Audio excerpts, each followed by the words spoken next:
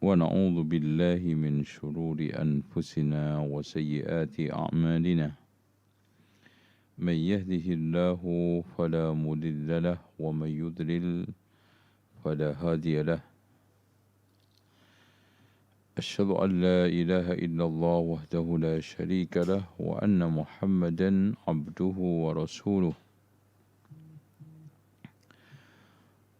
اللهم صل وسلم وبارك على محمد وعلى آل محمد كما صليت على إبراهيم وعلى آل إبراهيم إنك حميد مجيد. Bapak Ibu sekalian, para wali santri, ada guru-guru ada enggak?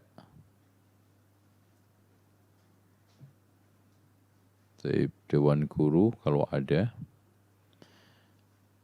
Ini kebalik ya Mas ya, tulisannya? Oh enggak? Hah? Oh taib. Kita akan membahas satu kajian parenting menarik yang bisa menjadikan panduan pedoman bagi para wali santri, para penimang buah hati anak-anak kita yang riang, yang lucu akan terus menjadi baik dan lucu, menyenangkan, menundukkan pandangan kita. Sejalan dengan doa harapan kita, Rabbana hab lana min azwajina wa dhurriyyatina qurrata a'yun waj'alna lil muttaqina imama. Ya Allah, karuniakanlah kepada kami anak-anak yang menentukan pandangan, menenangkan hati, dan mereka menjadi imamul muttaqin. Suatu hal yang menjadi watak daripada anak-anak kita, perkembangan anak kita itu biasanya anak umur 1 sampai 4-5 itu menyenangkan. Nah, 5 sampai umur 7 itu sudah mulai menyusahkan.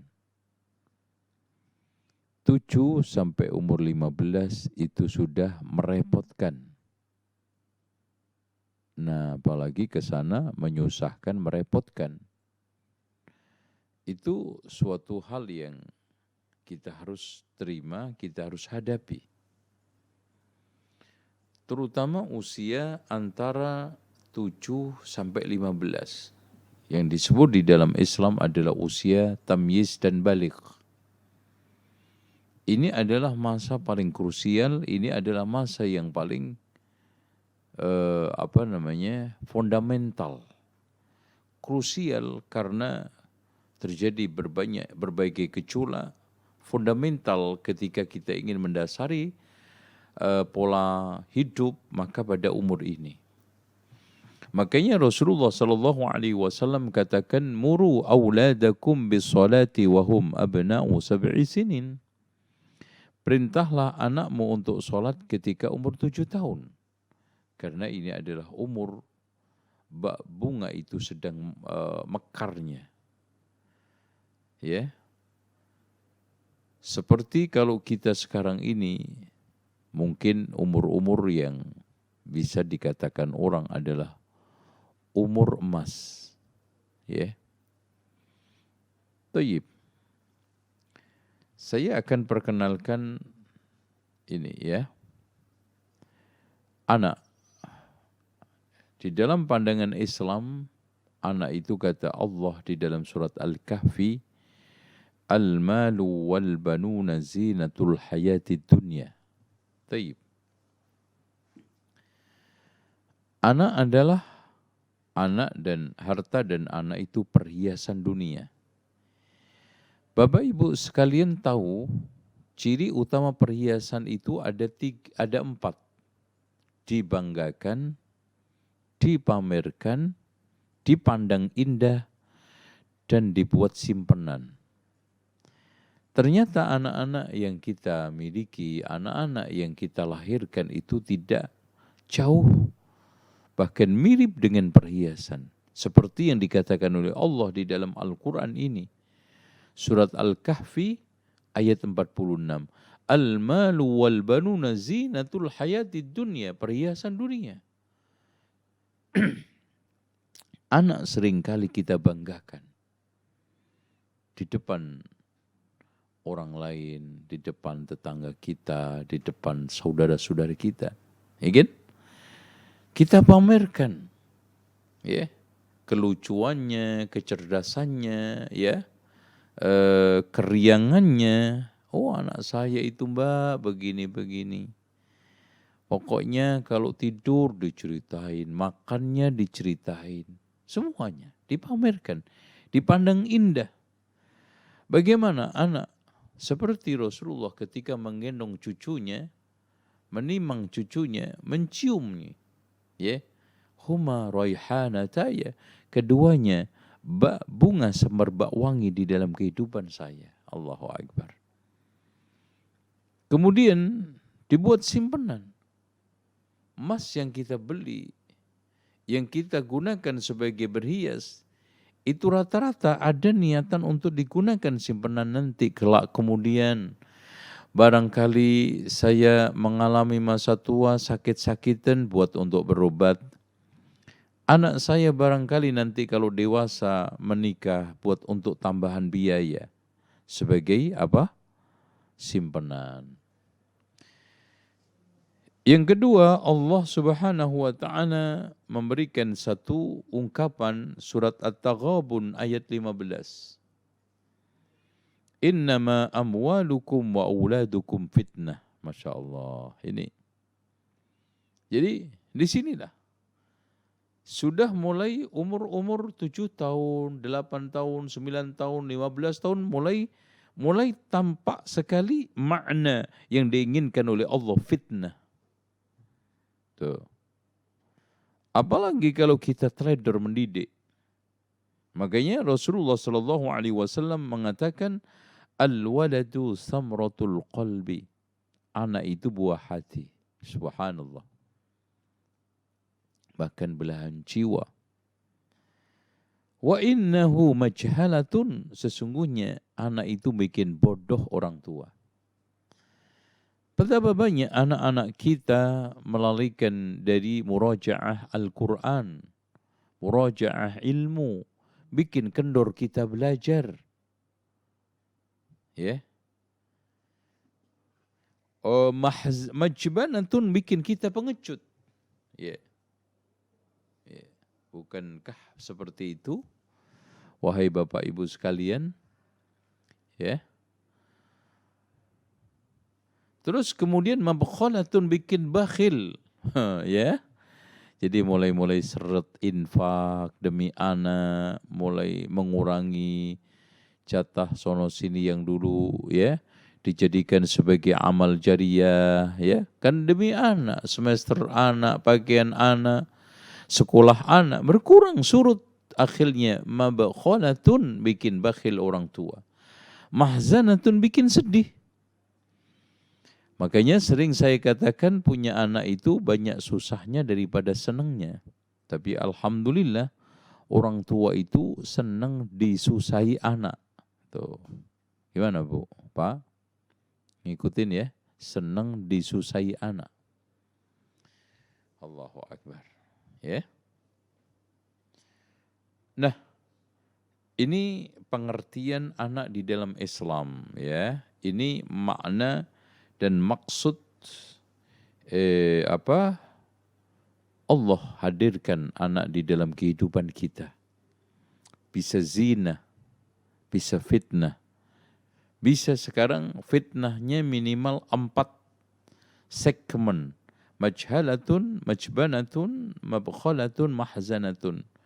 Bikin bodoh orang tua, bikin pengecut orang tua, bikin bakhil orang tua, bikin susah orang tua. Oke. Sekarang kita mencoba untuk mempelajari ini, ya. Tanda-tanda baligh pada anak laki-laki sekarang kita pelajari. Ini Nomor 1, mimpi basah. Ya. Ini kalau anak laki-laki biasanya ditandai dengan mimpi basah. Kemudian yang kedua, berusia 15 tahun. Walaupun perempuan nanti agak lebih dini ya, tapi rata-rata laki perempuan tidak jauh beda. Yang ketiga, tumbuhnya bulu kemaluan. Ini tanda balik pada anak.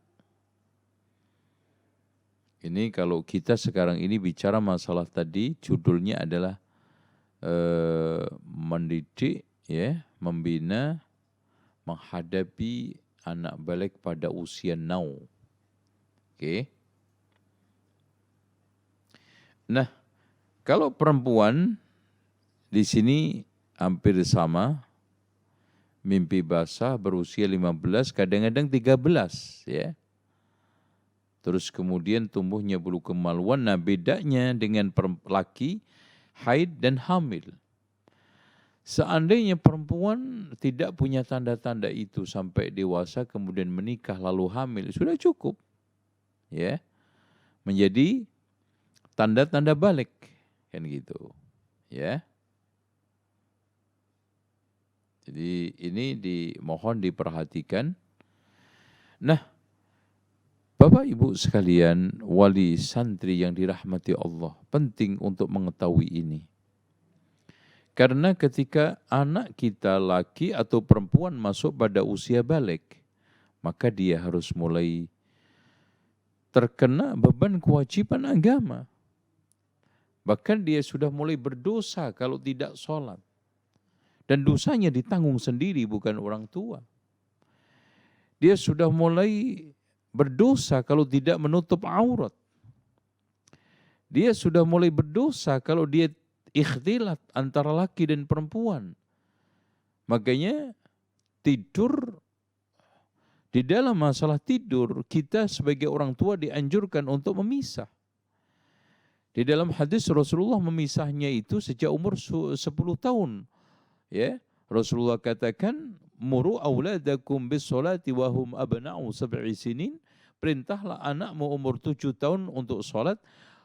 Wadribu 'alaiha wa hum abna'u 10 sinin, dan pukullah ketika umur 10 tahun. Wa farriqu bainahuma fil madaji', pisahlah mereka di dalam tempat tidurnya.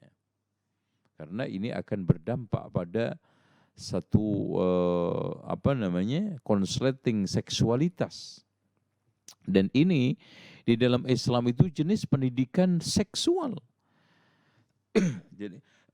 Jadi pendidikan seksual di dalam Islam itu tidak seperti ala barat. Jadi pendidikan seksual ala Islam adalah kita kenalkan apa yang ciri-ciri balik, apa yang harus dilakukan ketika sudah usia balik, apa konsekuensi usia balik. Terus kemudian apa saja sekarang ini yang wajib dilakukan ketika sudah umur usia balik. Itu ya. Tayyib. Dari sinilah Bapak Ibu sekalian kita sudah mulai menghadapi masalah anak. Makanya kini kita coba ya, masalah anak masalah. Jadi anak masalah atau bermasalah atau masalah anak itu selalu mengitari kehidupan rumah tangga. Dan itu semuanya hadirin sekalian, sebagian besar anak-anak yang bermasalah memberi ruang orang tua atau guru untuk belajar dan praktik kesabaran, kasih sayang, toleran. Makanya dari sini orang tua akan terlatih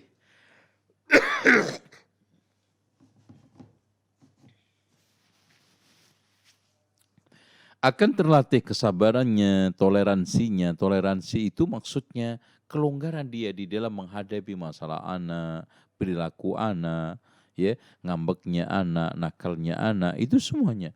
Nah, kearifan di dalam menghadapi anak, kebijakan di dalam menghadapi anak, dan puncaknya adalah keadilan.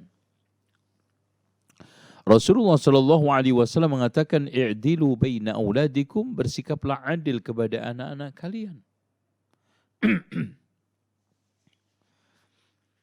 Hadirin sekalian, orang tua dituntut untuk ini, Pak, ya. Kalau sekarang anak kita bermasalah, apa yang harus kita lakukan? Yang kita lakukan adalah mentakdib, mengajari mereka itu adab. Bapak Ibu sekalian, sekarang lembaga pendidikan kalau tidak bisa menjadi wahana transformasi nilai akan bubar. Orang tua kalau tidak bisa menawarkan sebagai alat transformasi nilai, keadaban, kearifan, ya, karakter, akhlak, maka orang tua tidak akan dinilai oleh anak. Makanya zaman sekarang pendidikan itu tekanannya bukan memberikan anak itu menjadi ilmu, pinter, melimpah ilmu pengetahuannya, tidak. Itu sangat mudah untuk ditempuh oleh siapa saja. Bahkan orang kafir bisa. Ya. Orang sekarang ini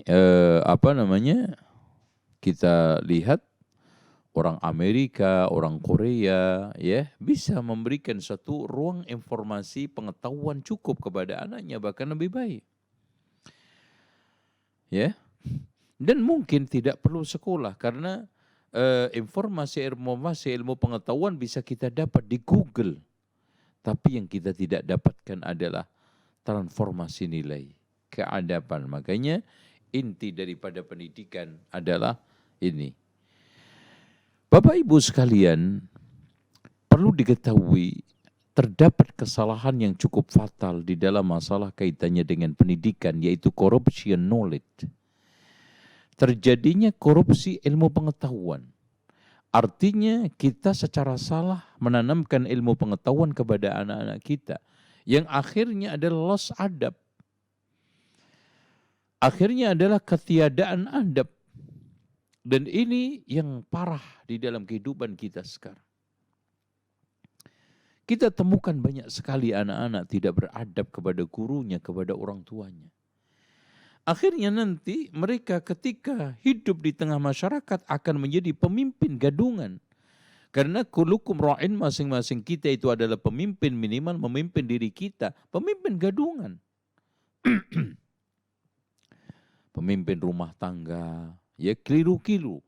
Menjadi pemimpin sekolah, melakukan berbagai macam penyimpangan. Karena apa?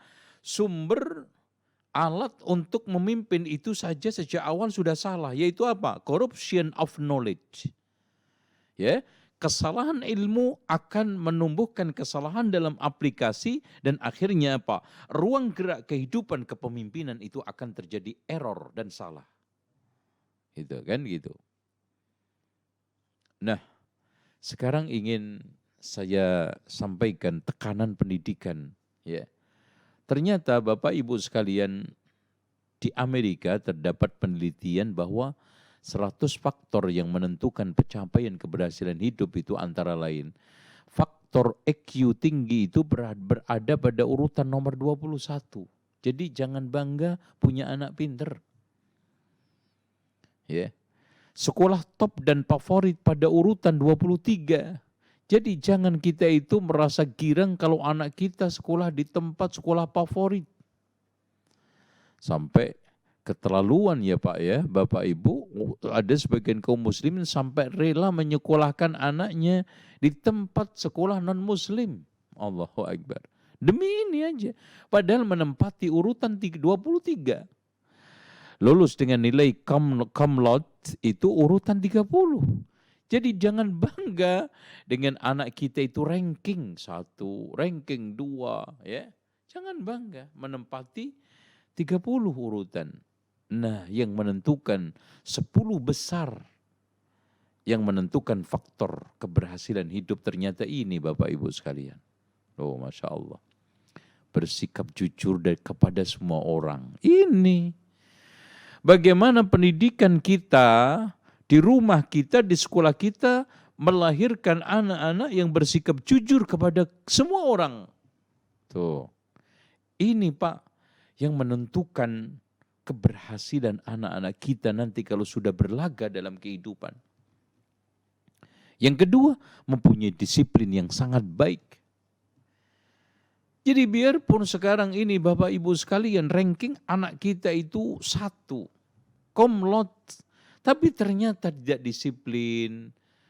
Dan itu terlatih dalam masalah disiplin tidur dan bangun. Coba ada semacam lagu sekolah dulu bangun tidur, terus apa?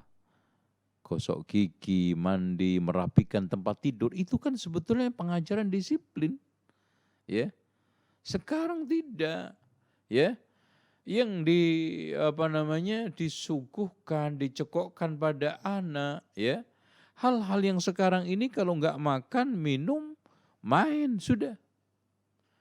Sehingga akhirnya pola hidupnya tidak terbangun disiplin dengan baik. Nah, yang menentukan keberhasilan hidup ini bukan yang survei, bukan siapa-siapa, bukan juga dari Arab Saudi Pak, ini ya ibu-ibu, dari Amerika. Ternyata yang menentukan keberhasilan hidup nomor 3 adalah pandai bergaul. Dan itu telah dikokohkan oleh Islam. Al-mu'minu alladhi yukhalitun nas wa yasbir ala adahum khairun minal ladhi la yukhalitun nas wa la yasbir ala adahum. Orang mukmin yang sabar atas bergaul, sabar atas gangguannya manusia itu lebih baik daripada enggak gaul. Bekerja lebih keras daripada orang lain, kerja keras, ulet, ini harus dilatih. Anak itu jangan dilatih manja-manja. Anak jangan serba dituruti, jangan serba dihalangi untuk bersusah payah. Anda sekedar ngangkat tasnya aja pembantunya, ya. Naik mobil aja ditenteng oleh emaknya. Ini enggak ngelatih. Sepatu dipakai oleh bibinya. Ini enggak benar. Memiliki semangat atau kepribadian yang sangat kompetitif. Nah ini. Kepribadian semangat yang kompetitif, memiliki kualitas kepemimpinan amat baik yang kuat. Nih, mengatur hidup dengan sangat baik, memiliki kemampuan untuk menjual ide dan produk, ya, menangkap peluang yang tidak ditangkap dilihat orang lain, berani mengambil risiko keuangan. Jadi nomor 1, 2 sampai 5 itu semuanya ada di Islam Bapak Ibu sekalian. Inilah yang disebut dengan sekolah berkarakter, inilah sekolah yang disebut akhlakul karimah, inilah yang sekarang ini adab. Ya. Jadi saya tekankan sekolah Najah juga ya Bapak. Kalau memang begitu, biaya-biaya ekskul dan kegiatan ekskul itu antum arahkan ke 10 ini. Untuk apa antum sekarang ini bersusah payah membuat ekskul drum band? Jadi apa mereka setelah pinter drum band? Susah payah kita sekarang ini membuat ekskul pencak silat. Di mana? Lihat aja, semua ekskul kita ini ke 10 ini. Kalau ada link and match-nya lanjutkan. Kalau nggak ada link match, maka tinggalkan. Ngapain buang-buang duit, buang tenaga, waktu, ya? Gitu ya. Problematika sekarang ini pada usia balik Bapak Ibu, ini modal sosial termahal, gitu ya. Bangsa yang maju sangat ditentukan oleh masyarakat yang mempunyai karakter yang kondusif untuk bisa maju, yang disebut dengan modal sosial tinggi atau high trust society. Negara yang punya modal sosial tinggi adalah warganya yang mempunyai rasa. Nah, warga kita sekarang kebersamaan tinggi, rasa saling percaya, dan rendahnya tingkat konflik. Lah kalau sekarang ini saling iri, saling jegal, terus kemudian kita tidak saling percaya, konflik di mana-mana, wah negara hancur itu. Dan semuanya bisa terwujud kalau masing-masing individu menjunjung tinggi kebersamaan, loyalitas, kejujuran, kerja keras, dan menjalankan kewajibannya. Itu Bapak Ibu sekalian. Nah inilah pendidikan yang kita harus tekankan. Bagaimana anak-anak ini memiliki kebersamaan? Contoh, saya pernah di Jerman ada semacam latihan kebersamaan ini bahkan menjadi ujian. Ternyata anak itu disuruh untuk main di suatu tempat. Nah di sana ketika sekarang pakai sepeda-sepedahan, kemudian nabrak temannya, dia minta maaf enggak? Loh, sampai di situ. Masya Allah. Kemandirian. Disuruh untuk naik tram sendiri, bis sendiri. Kemandirian. Cebok sendiri, pakai baju sendiri. Coba bayangkan itu diuji pada waktu TK, dan itu ujian TK loh Bu. Di sini kelas SD, kelas 3, 2, 3 masih kaos kaki dipakein, sepatu dipakein. Aduh, apa kata dunia begini? Anak kelas 2, kelas 3 sepatu masih dipakein. Ya, di sana sudah nggak boleh, nggak lolos kalau anak sekarang belum bisa cebok sendiri, mandi sendiri, pakai baju sendiri, pakai sepatu sendiri, nggak lolos. Tuh, gitu. Nah, sekarang ini permasalahan kita. Problem utama bangsa adalah hilangnya adab. Ini Bapak Ibu, lihat. Umat-umat dahulu dikutuk oleh Allah, dihancurkan oleh Allah. Atatuna al-fahishata ma sabaqakum biha min ahadin minal alamin. Ya. Adakah kalian mendatangi suatu fahisyah yang belum pernah dilakukan pada umat-umat sebelumnya? Makanya Syauqi berkata, innamal umamul akhlaqu ma baqiyat fa in humu dhahabat akhlaquhum dhahabu. Umat itu tergantung akhlaknya, bertahan tidaknya. Jika akhlaknya lenyap, maka bangsa itu juga akan lenyap. Tuh, makanya sekarang ini bagaimana kita sekarang berfokus pada pendidikan berkarakter, dan karakternya tidak lain adalah karakter Islam, dan Islam lebih fokus lagi ahli sunnati wal jamaah yang telah mengaktualisasikan akhlakul karimah pada diri Rasulullah SAW dan cerminan daripada akhlak Quran sebagaimana yang telah dikatakan oleh Aisyah, maka kita harusnya umat yang akhlaknya paling tinggi. Baik. Ini 10 tanda bangsa itu hancur. Yang pertama, meningkatnya kekerasan di kalangan remaja. Tuh, jadi ini penggunaan bahasa dan kata-kata kotor dan buruk. Ini anak usia balik zaman Nuh ini Pak, Bu, semuanya sekarang di sini nih, 10 ini. Pengaruh peer group yang kuat di dalam tindak kekerasan, ya. Kekerasan berkelompok, tawuran dan yang lainnya, ya. Pengaruh peer group, ya, terus meningkatnya perilaku merusak dari seperti narkoba, alkohol, dugem, seks bebas, ya, tawuran macam-macam, ya. Semakin kaburnya pedoman moral baik dan buruk, ya. Makin gak jelas moral baik dan buruk itu yang kayak apa, ya. Menurunnya etos kerja, sekarang anak-anak kita itu maaf ya. Ya, ini ada penelitian Bapak Ibu sekalian, penggunaan IT, HP terutama di Indonesia itu berapa ya? 90% itu bukan untuk hal-hal yang positif, bukan untuk hal-hal yang produktif. Ya, bahkan menurunkan etos kerja. Hanya main game, hanya sekarang ini telepon-teleponan gak jelas, ya chat yang gak jelas itu.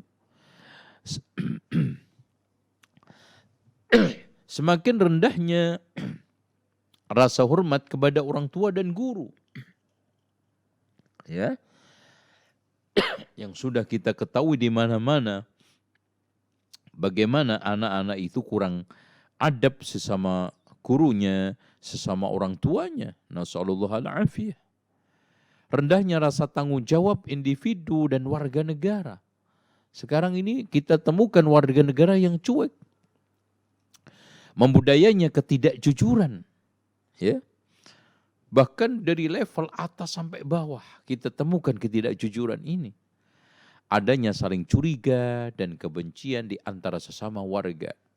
Ini hal-hal yang memicu katanya Thomas Likona di dalam kitabnya Education for Character. Ya. Nah, bagaimana sekarang ini kita mencoba untuk menanamkan adab-adab ini kepada anak balik kita pada zaman Nuh. Gini, Pak. Coba satu persatu secara pelan-pelan, jangan frontal, umpamanya disiplin umpamanya. Coba anak ini kita paksakan selama 40 hari untuk disiplin. Umpamanya sampelnya sholat jamaah. Ya. Dan kenapa 40 di sini? Saya ambil di sini dari pertama janin manusia itu kan perkembangan di dalam rahim sang ibu itu kan per 40 hari. Dan subhanallah Pak, Rasulullah katakan man shalla arba'ina yauman, barang siapa salat 40 hari, yudriku takbiratul ihram ma'al imam, menemukan takbiratul ihram bersama imam 40 hari. Kenapa? Ternyata untuk pendisiplinan. Makanya pendisiplinan itu, pembiasaan itu, terutama adab dibutuhkan 40 hari dipaksakan, 40 hari dibiasakan, 40 hari dibudayakan. Insya Allah kena. Dan ini merupakan satu tahapan-tahapan yang kita sudah uji di Pondok Pesantren IHBS di sini, dan ternyata Masya Allah hasilnya signifikan. Tuh. Nah, sedikit kita kenal karakter. Apa sih itu karakter? Adab adalah etika sama dengan akhlak, yaitu ajaran tentang tingkah laku baik dan buruk, yaitu ya, yang ditetapkan Allah untuk kehidupan manusia. Ya, mau baik mau buruk itu karakter. Makanya ada orang karakternya malas, ada karakternya itu orang semangat, ada karakternya jujur, ada karakternya culas, kan gitu. Nah, itu biasanya mendarah daging. Makanya dikatakan karakter karena sudah mendarah daging, menyatu dalam sikap, pola dan sistem berpikir. Jadi berpikirnya sudah nggak bisa dirubah, kan gitu. Menyatu dalam sikap, pola, dan sistem berpikir. Mudah dipraktikkan atas kemauan dan pilihan sendiri. Ya. Terus kemudian, Mas, bekerja ini nggak berhenti kan? Hah? Nggak apa-apa kalau disuruh lanjut aja.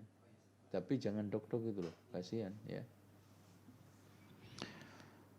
Mudah dipraktekkan, berarti artinya sudah automatically di dalam kehidupan seseorang itu, ya.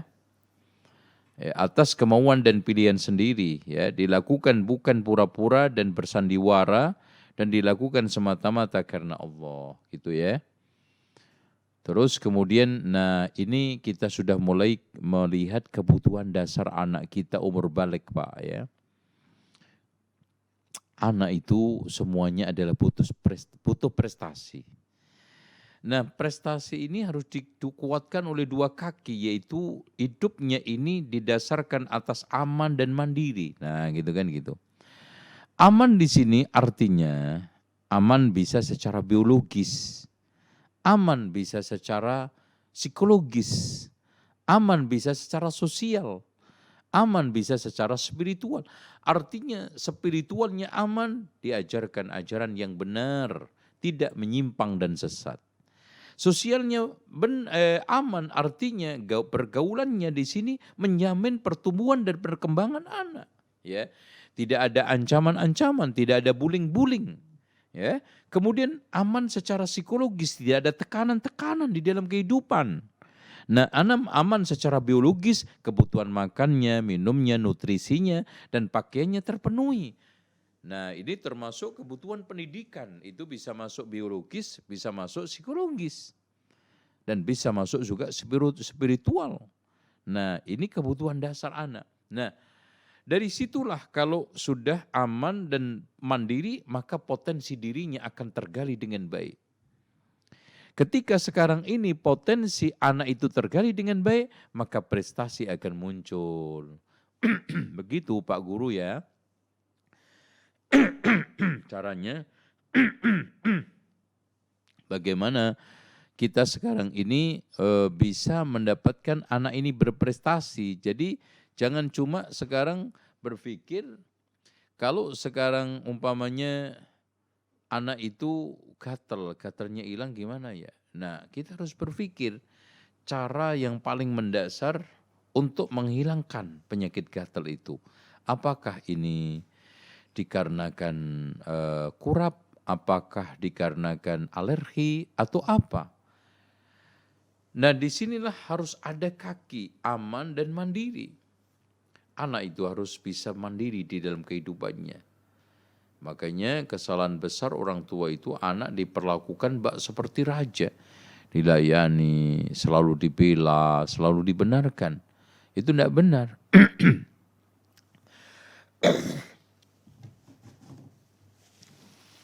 Sudah, Mas?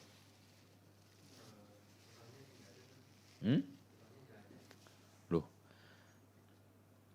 kok disuruh berhenti tadi? Harusnya jangan dok-dok aja. Kasihan.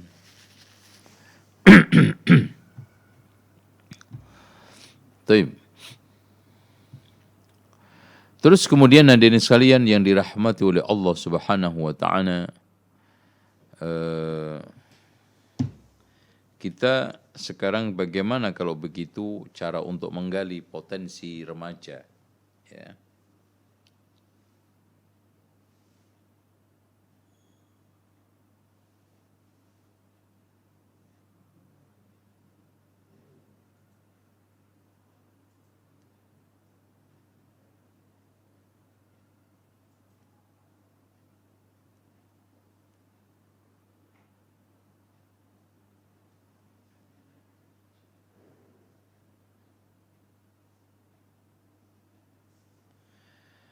Baik, Bapak Ibu sekalian yang dirahmati oleh Allah, menggali potensi remaja itu bagaimana caranya? Ini kebutuhan bukan hanya psikologis ya, kebutuhan biologisnya kita penuhi, kemudian kebutuhan sosialnya kita penuhi, sosiologisnya, terus psikologisnya, spiritualitasnya ya. Terus rasa aman tadi sama juga diterima di tengah pergaulan, diterima di tengah rumah tangga. Jadi anak itu jangan sampai dikucilkan. Jadi ada yang dimanja, tapi ada yang sangat dikucilkan. Terus adanya penghargaan diri, ya penghargaan diri dari mulai. Nah, di sini saya ingin sampaikan Bapak Ibu sekalian, harga diri itu akan muncul dari pertama itu ada diri ideal, alias anak itu bisa memiliki nilai-nilai yang bisa dijual, kan gitu. Terus kemudian yang kedua, harga diri. Setelah harga diri, maka citra. Ketika sekarang anak memiliki itu, insya Allah potensi berkembangnya itu akan ada. Oke, sekarang Bapak Ibu sekalian, kurang berapa jam lagi Mas? 15 menit ya. Oke, sekarang kita akan supaya anak itu memiliki prestasi yang baik. Maka bagaimana kita usir kemalasan dia? Ini caranya. Cara mengusir kemalasan pada anak usia balik. Karena gini Pak, kenapa anak usia balik, terutama mereka yang SMP dan SMA kelas 1 itu malas? Karena hormon seksualitasnya itu sedang melaju tinggi ya, drastis. Makanya bawaannya pengen tidur, makannya banyak, malas-malesan itu sudah menjadi watak anak.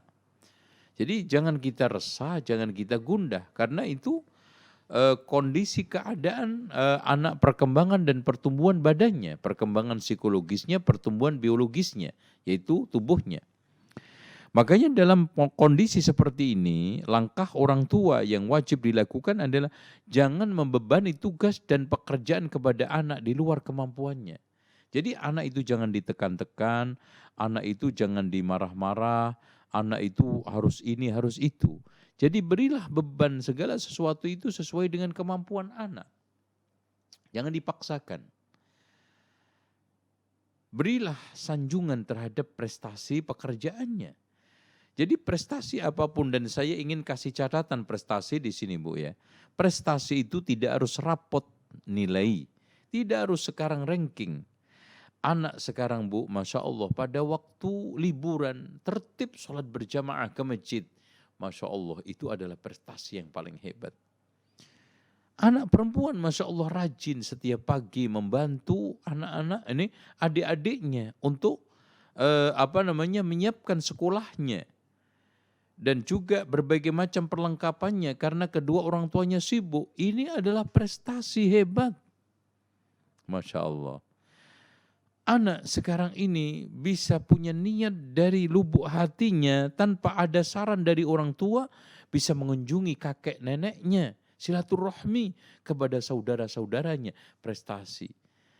Subhanallah. Dengan idenya sendiri, dia mengumpulkan anak-anak tetangga untuk diajari Iqra, itu prestasi Pak. Jadi inilah prestasi yang hakiki di dalam kehidupan anak. Ya, biarpun anak kita rankingnya nggak pernah ada di kelas, biarpun anak kita mungkin nilainya buruk di kelas, tapi kalau memiliki prestasi-prestasi itu, banggalah kita memiliki anak yang hebat. Nah, ingatkan prestasi yang pernah diukirnya. Jadi ketika anak itu malas, biasanya terpuruk dengan suatu kondisi, karena dia kecewa dengan sesuatu kegagalan, maka ingatkan prestasi yang masa-masa lalu. Kamu kan dulu pernah ranking, kamu kan Masya Allah anak hebat, sholat jamaahnya rajin di masjid, menjadi imam. Subhanallah, kelas 3 sudah memberi kultum pada waktu Ramadan, kelas 3 ini SMA, ini semuanya adalah prestasi. Ini cara untuk mengusir kemalasan pada anak. Oleh karena itu, Bapak Ibu sekalian, jangan resah dengan gelisah dengan kemalasan anak di usia-usia tersebut, karena itu watak hormon anak, terus kemudian biologis anak sudah mulai naik drastis, sehingga bawaannya pengen tidur, banyak makan dan malas, itu sudah menjadi watak kebiasaan mereka. Nah sekarang kita akan lanjut, hilangkan bosan dan jenuh. Biasanya anak-anak itu bosan, bete, jenuh.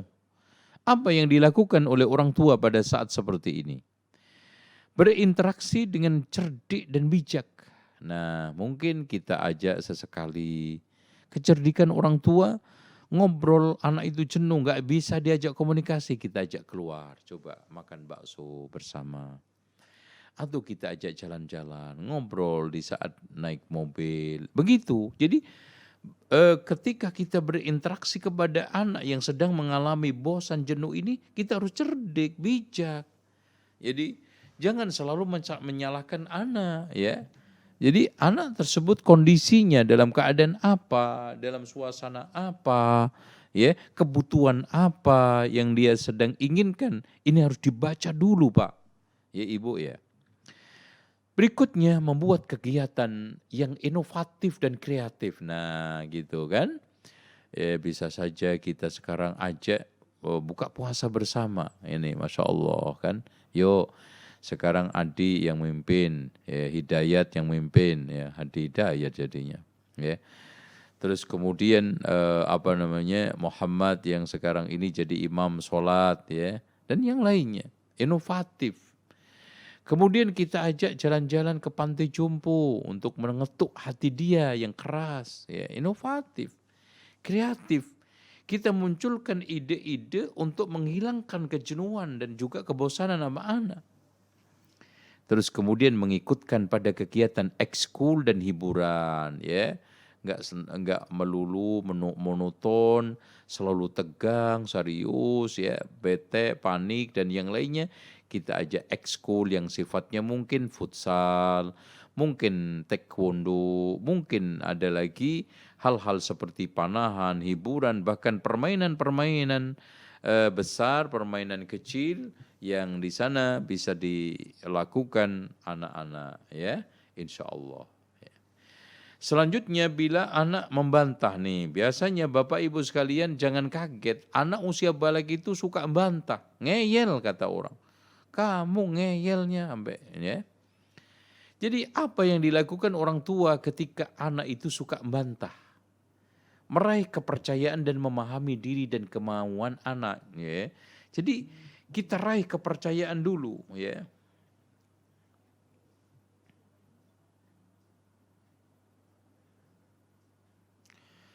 Terus kemudian yang tidak kalah pentingnya adalah bagaimana kita itu bisa diterima anak, omongan kita, ucapan kita, saran kita. Lah kalau kita aja nggak dipercaya, emaknya nggak dipercaya, pasti Pak, ya, bantah aja nanti adanya itu. Terus kemudian memahami diri dan kemauan anak ini sebetulnya maunya apa. Siapa saja yang bisa memahami diri anak, kemauan anak, dia yang paling dipercaya. Dia yang paling diterima di dalam hatinya. Nah itu. Makanya kadang-kadang guru kadang lebih digugu oleh anak, lebih ditiru oleh anak, makanya jadinya guru. Terus kemudian lebih dipercaya sama anak, lebih didengar sama anak daripada orang tuanya. Kenapa? Tadi masalahnya guru bisa memahami keadaannya, situasinya, kemauannya, dirinya daripada orang tua. Kan gitu. Anggaplah sebagai sahabat. Nah, ini kita harus sering duduk bersama sejajar. Seperti sahabatnya Pak, Masya Allah, terutama sahabat. Banyak anak-anak di pesantren ini lebih lengket, lebih percaya dengan sahabatnya daripada orang tua gurunya. Kenapa? Karena dia bisa duduk sejajar, bisa bermain bersama, bisa memahami keadaannya, dan bisa memberikan suatu kebutuhan-kebutuhan, keinginan-keinginan hidupnya. Ya, bisa menjadi tempat curhat, bisa menjadi tempat gurau, karena mungkin di rumah mendapati orang tuanya tegang, ya, menjaga jarak dan serba strict kan gitu, ya, rigid di dalam hal apapun, nah gitu. Penuhi kebutuhan dan keinginan anak. Apa yang diinginkan penuhi dulu selagi tidak melanggar syariat Allah, itu nomor satu, Pak.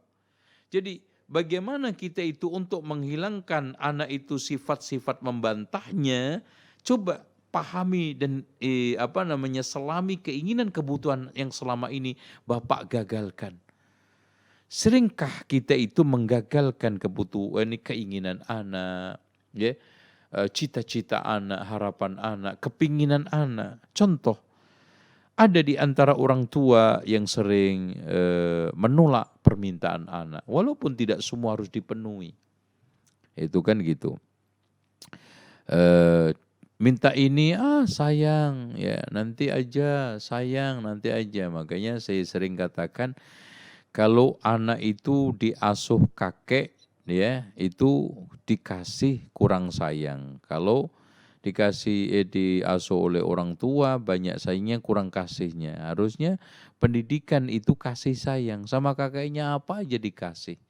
Sama emaknya, ini mau beli sayang, ini mau beli sayang, ini mau ini sayang, ya. Harusnya kasih sayang kan gitu. Oke, seperti itu. Jangan suka memaksakan kehendak selagi bertentangan dengan syariat.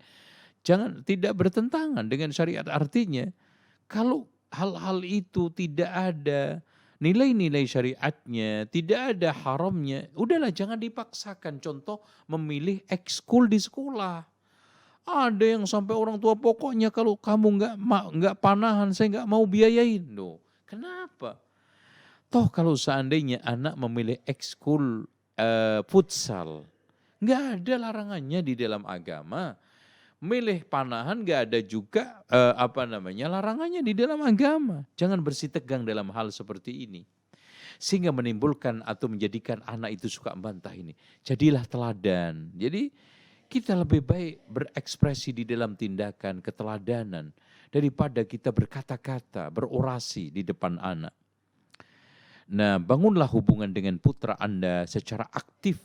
Ya, hubungan yang mesra, hubungan yang akrab, hubungan yang penuh dengan tadi itu seperti sahabat dengan putra Anda. Insya Allah sifat sikap membantah itu akan hilang sedikit demi sedikit biidznillah. Nah, yang saya katakan juga, anak umur 15 ini emosionalnya itu sangat berlebihan. Nah itu ya. Makanya bagaimana kita menyembuhkan emosi? Bersikap lemah lembut itu ya. Jadi anak kasar jangan kasar. Anak sekarang ini gampang meletup-meletup, meledak-ledak, kita juga emosional. Jangan, hadapi dengan lemah lembut ya, lapang dada. Tunjukkan cinta dan hangatnya hubungan, ya dipeluk ya. Jadi tunjukkan bahwa kita itu dekat, kita itu sayang, kita itu cinta, kita itu nggak ada masalah dengan kamu, kan gitu. Jangan kesal dan jengkel, kita gampang kesal, gampang jengkel sama anak. Dan saya katakan tadi kenapa anak umur itu adalah emosionalnya tinggi, marahnya sangat meledak-ledak, karena tadi masalah biologisnya sedang menanjak tuh naik drastis ya, hormonnya juga naik drastis, dan maaf, darahnya juga itu, darah mudanya itu sedang ABG ya, naik. Jadi mudah emosi, marah dan yang lainnya. Ajaklah refreshing, rekreasi, olahraga, menikmati hiburan. Jadi kita tidak usah juga mahal-mahal refreshingnya. Olahraga pagi kita ajak ya, rekreasi, olahraga bersama, menikmati hiburan. Umpamanya kita nonton film tentang kaitannya dengan perang Badar umpamanya bareng, atau kita ajak kemana. Nah, buat fun game. Fun game itu kalau kampungnya dulu itu ada gobak sodor, ada main umpetan, itu sebetulnya fun game itu ya. Main bersama sehingga dari situ anak itu tercairkan emosionalnya, sehingga menjadi anak yang lapang dada, lembut, riang, insya Allah biidznillah. Nah di sini selanjutnya kadang-kadang kita temukan anak itu minder Pak, ya minder, kurang percaya diri. Dan itu biasanya tanda-tandanya sejak dini. Tanda-tandanya pada zaman dahulu itu begini, pada zaman kecilnya, kalau diajak kemana-mana ketemu orang itu suka nangis, itu biasanya. Terus kemudian yang kedua, kalau ketemu orang nggak berani, suka ngumpet di belakang bokong ibunya, gitu kan gitu. Itu tanda-tandanya. Oleh karena itu di sini bagaimana kita tumbuhkan percaya diri, dia tidak minder. Pertama, jangan dihina dan direndahkan. Biasanya anak-anak yang sudah suka direndahkan, suka diremehkan itu anak menjadi minder ya. Anak tidak percaya diri. Ya, bahkan apapun kekurangannya itu selalu bikin ungkapan yang positif. Ya, carikan narasi yang baik untuk bisa anak itu adem pikirannya, adem hatinya, lega dengan berbagai macam keadaan dengan kekurangannya itu. Gali potensi positifnya, karena nggak ada anak yang lemah. Tapi yang ada adalah anak yang belum mampu menggali sifat-sifat positifnya, sifat-sifat kuatnya, kan gitu. Bila gagal dalam menjalankan tugas, ingatkan kesuksesan yang pernah diraih. Itu caranya Pak. Jadi kalau ada anak gagal drop, itu ingatkan prestasi-prestasi yang pernah dicapai, kesuksesan yang pernah diraih. Itu caranya. Berbicara dengan motivasi ya. Jangan sekarang bentak-bentak, emosi, tapi bicaranya itu motivasi gitu loh. Jadi tapi jangan langsam juga, ya udah tenang sabar. Apanya gitu loh. Dari mulai awal sampai akhir katanya anak, tenang aja, sabar aja. Bicara itu makanya kita perlu belajar. Kasih masukan-masukan. Kasih motivasi, bangkitkan dedikasi. Dan berilah semangat untuk menatap masa depan. Enggak, kamu hebat. Masya Allah, kamu kalau ingin menjadi pegawai, ini ada yang pengen jadi tentara, atau pengen jadi pengusaha sukses. Sukses itu diawali dari kegagalan deh. Mana ada orang yang sukses gak gagal, Masya Allah, lihat. Kasihkan contoh gagalnya Nabi Musa dalam mendakwai Fir'aun. Tidak menyebabkan Allah Subhanahu wa ta'ala memarahi Nabi Musa, Masya Allah, kan gitu. Dan seterusnya, gagalnya Nabi Nuh alaihissalam di dalam mengislamkan anaknya tidak merupakan suatu kekhilafan, ya kelemahan. Nah dan seterusnya. Dengarkan saat dia mengungkapkan isi hatinya, curhatannya. Dengerin aja. Anak ketika curhat. Dari curhatan itu rata-rata muncul dari lubuk hati yang paling dalam, ibu sekalian, bapak sekalian. Nah, kawal hidupnya dengan kecintaan, kasih sayang, dan kehangatan. Insya Allah, anak akan pelan-pelan percaya diri dan akan pulih menjadi orang yang pede, menjadi orang yang hebat, kuat, dan sempurna biidznillah gitu. Nah ini juga temannya sama pemalu dan minder, ajaklah kegiatan sosial dan berilah penghargaan atas perannya ya. Jadi orang kalau pemalu itu diajak bersosial, ketemu fulan, umpamanya di arisan keluarga, ya, ketemuan keluarga, walimah. Terus kalau ada tamu suruh salim, ya. Itu caranya. Kalau kecil kan biasanya lari-lari, marah-marah dia. Nah, itu ketemukan ya satu dua diajak ke masjid, ya kan tahu ketemu banyak orang, biasanya nangis dia. Pemalu, minder itu seperti itu. Bangkitkan semangat untuk berkiprah dalam hidup secara wajar.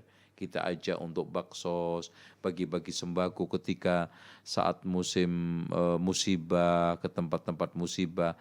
Latihlah keberanian. Contoh, ketika ada pengemis disuruh untuk ngasih infak. Sederhana Pak.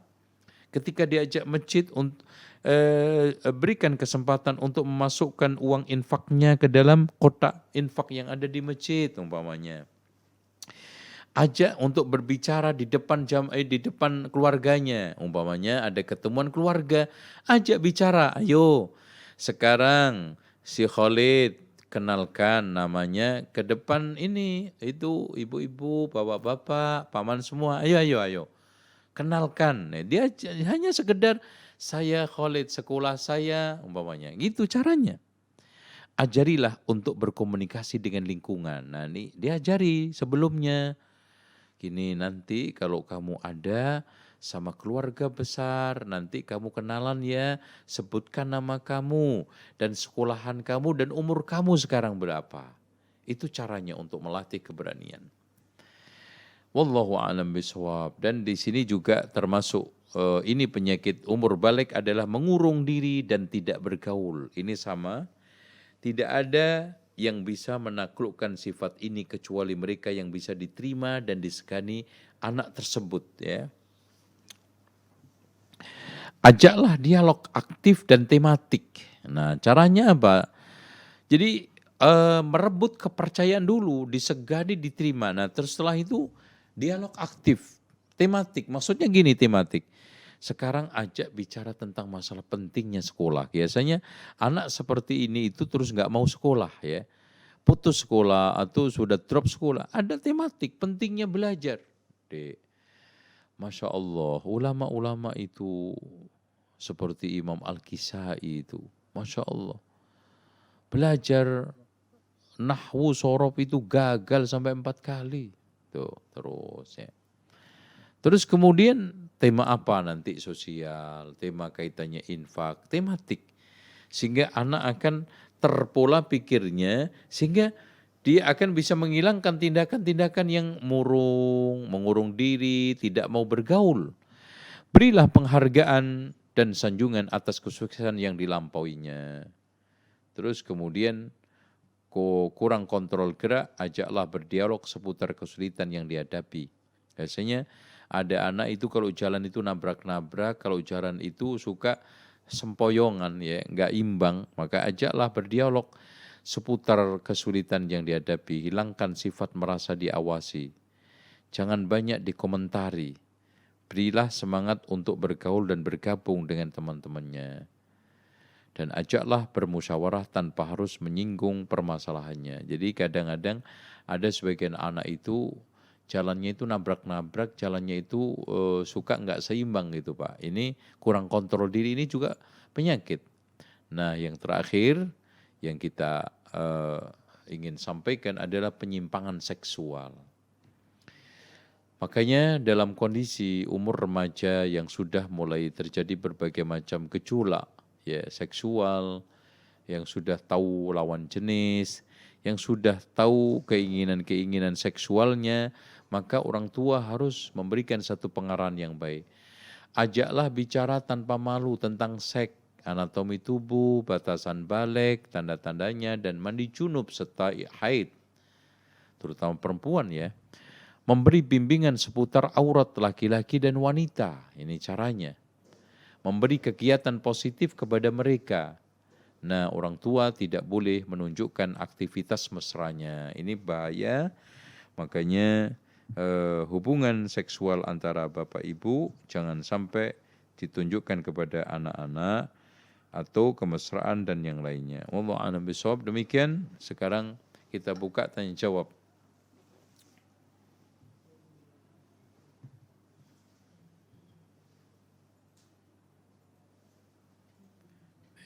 Ini ada tentang masalah anak suka menghayal, ini nanti kapan-kapan. Ya, silakan. Kembali kepada para jemaah. Silakan untuk menyampaikan pertanyaannya. Insyaallah nanti akan membaca kepada Ustaz. Ustaz, sudah ada beberapa pertanyaan yang masuk, kami bacakan Ustaz. Pertanyaan.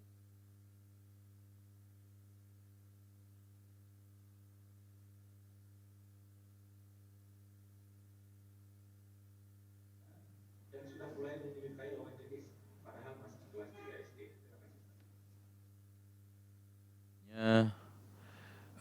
Anak umur biologisnya tumbuh berkembang pesat, umur kronologisnya tidak tumbuh kembang dengan baik. Umur kronologis adalah umur wajar, umur 1 tahun, 2 tahun, 5 tahun, 10 tahun. Umur biologisnya ini biasanya orang tua teledor di dalam membiarkan anak bersama gadget, bersama televisi, atau bersama bacaan-bacaan, atau tidak kontrol gaul sama ini. Tapi sekarang ini kebanyakan yang mendominasi pengaruh adalah gadget dan televisi, terutama film Korea. Drama Korea itu Masya Allah pendek tetapi sangat mempengaruhi otak dan juga pemikiran anak. Nah caranya kita harus kontrol, nggak ada cara lagi. Kita bisa nggak mengontrol gadget anak itu? Bisa nggak kita itu mengontrol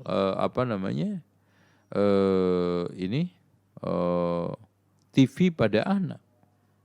Kalau kita bicara ngalor ngidul, kita sendiri tidak bisa kontrol, maka jangan bicara lebih dalam lagi. Wallahu a'lam bishawab.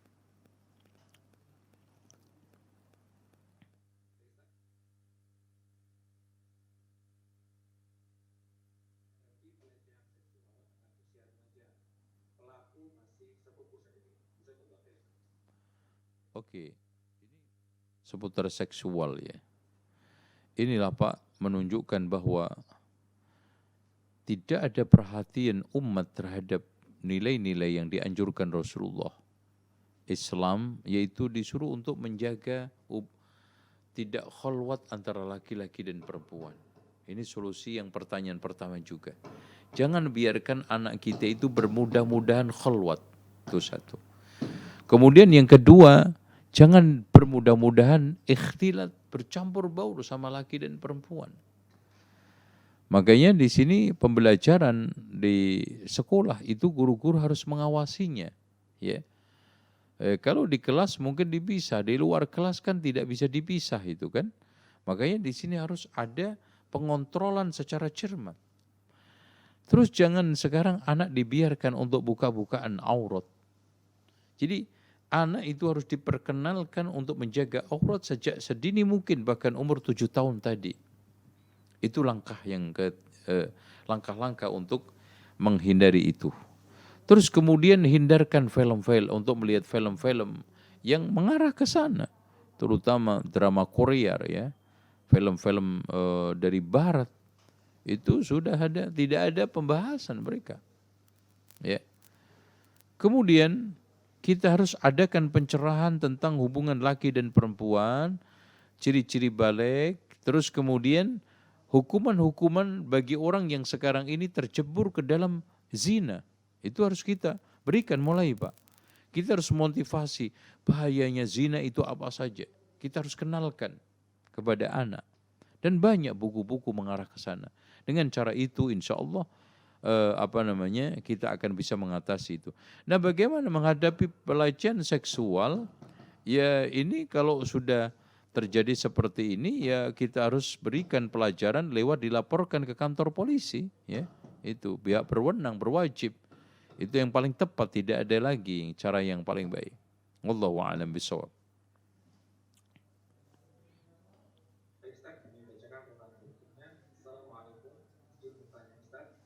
Sejauh mana kita sebagai seorang ibu ikut andil dalam menghadapi anak di masa balik, apalagi ketika sudah terdapat tanda-tanda balik tersebut. Contoh misalkan, apakah anak harus memberitahukan kepada kita sebagai orang tua bahwa pada dirinya sudah terdapat tanda-tanda balik tersebut. Khawatirnya mungkin tanda balik sudah ada, tapi si anak masih belum menunjukkan sikap menuju dewasa. Mohon penjelasan. Taib. Makanya Bapak Ibu sekalian, orang tua itu sudah dianjurkan melakukan pendidikan, pengarahan dan pembimbingan itu sejak umur 7 tadi. Itu bukan hanya sholat Pak, puasa juga, bukan hanya puasa sholat, semua hal. Mulai kita kenalkan tentang haid, tanda-tanda darah haid, mulai kita kenalkan tanda-tanda balik buat laki dan perempuan. Kemudian konsekuensi balik itu apa? Kita tahu tanda-tandanya atau dia ngaku atau apapun. Kalau sudah umur 7 tahun pokoknya. Apalagi 10 tahun, apalagi 15 tahun. Itu aja. Soal anak nanti ngaku, alhamdulillah tidak ngaku, itu juga tidak ngaruh. Ya, tidak ngaruh akan pressure kita supaya anak-anak kita itu tahu tentang masalah hal-hal kaitannya dengan tanda-tanda balik, konsekuensi balik, hal-hal yang harus dilakukan orang yang sudah usia balik. Itu harus kita mulai umur 7 tahun tadi, ya. Wallahu a'lam. Ustaz, pertanyaan berikutnya Ustaz. Ya. Ustaz, bagaimana cara mengatur penggunaan gadget pada anak usia tamyiz dan bayi? Kalau di sini adalah ketegasan aja dan juga saya sebagaimana kata Bill Gates loh Pak, ini kata Bill Gates. Bill Gates itu tidak mau memegangin gadget kecuali setelah umur SMA gitu loh. Ya. Caranya yang paling baik adalah dipinjemin aja, jangan ada HP milik sendiri, itu aja. Itu simpelnya ya. Allah a'lam bishawab.